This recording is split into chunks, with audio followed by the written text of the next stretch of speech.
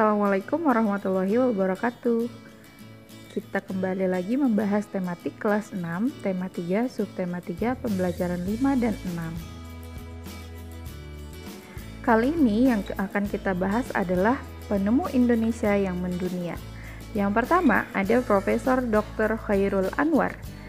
Beliau ini merupakan penemu teknologi broadband atau penemu jaringan 4G yang sekarang kalian gunakan di perangkat seluler kalian.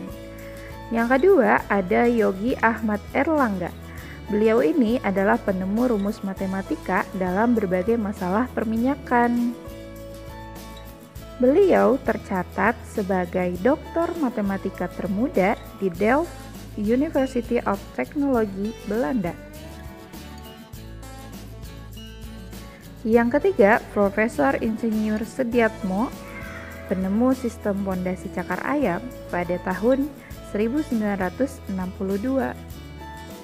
Yang keempat, Djokorda Raka Sukawati, penemu sistem penyangga jalan layang.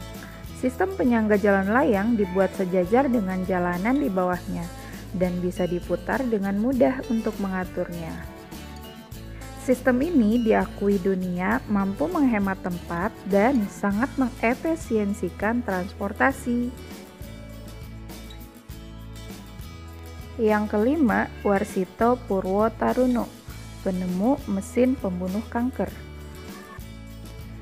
Hasil uji coba lab in vitro menyatakan bahwa alat ciptaannya benar-benar bisa memerangi sel kanker pada tubuh penjangkitnya. Alat ini diakui dan digunakan oleh Jepang karena dinilai sebagai alat pelawan kanker yang efektif. Ternyata alat modern tersebut dibuat oleh orang-orang Indonesia ya. Nah, membicarakan modernisasi, ternyata ada perubahan sosial budaya yang terjadi ketika modernisasi ini masuk. Apa saja? Yang pertama, gaya hidup yang konsumtif. Gaya hidup konsumtif terutama disebabkan adanya rasa gengsi masyarakat dan keinginan akan mengikuti sebuah tren. Salah satu contohnya yang selalu mengganti smartphone baru, kemudian makan makanan yang mewah. Gaya hidup seperti ini merupakan pemborosan dan harus dihindari ya. Yang kedua, menyukai produk luar negeri. Seharusnya kita sebagai bangsa Indonesia merasa bangga akan produk kita sendiri. Nah, karena adanya modernisasi ini, orang-orang lebih menyukai produk luar negeri. Karena mereka merasa bangga bisa membeli produk luar negeri yang harganya sangat mahal. Karena gaya hidup yang terlalu konsumtif menimbulkan dampak lainnya seperti korupsi dan berhutang. Namun di sisi lain ada juga yang semakin sadar untuk menabung karena berjaga-jaga bila ada kebutuhan penting lainnya yang mendadak. Kemudian yang terakhir memunculkan jiwa wirausaha. Di antara kalian siapakah yang punya cita-cita menjadi seorang ilmuwan?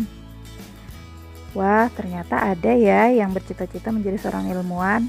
Nah, kalau kamu ingin menjadi seorang ilmuwan, maka kamu harus tahu pedoman kerja seorang ilmuwan. Yang pertama, dia harus berperilaku dan bekerja dengan jujur.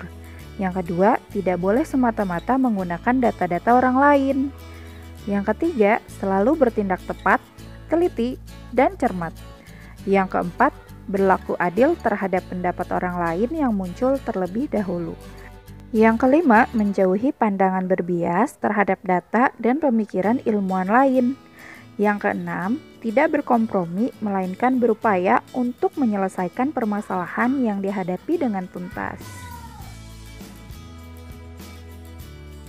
Selanjutnya, kalian bisa membaca penjelasan singkat tentang teks eksplanasi dan struktur teks eksplanasi berikut.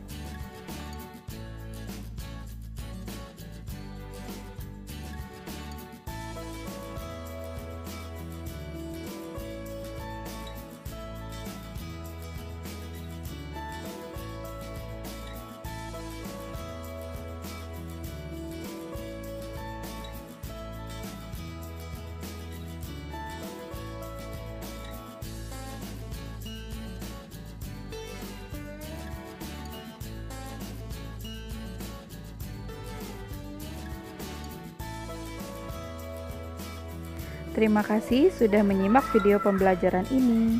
Jangan lupa dikerjakan tugasnya ya. Wassalamualaikum warahmatullahi wabarakatuh.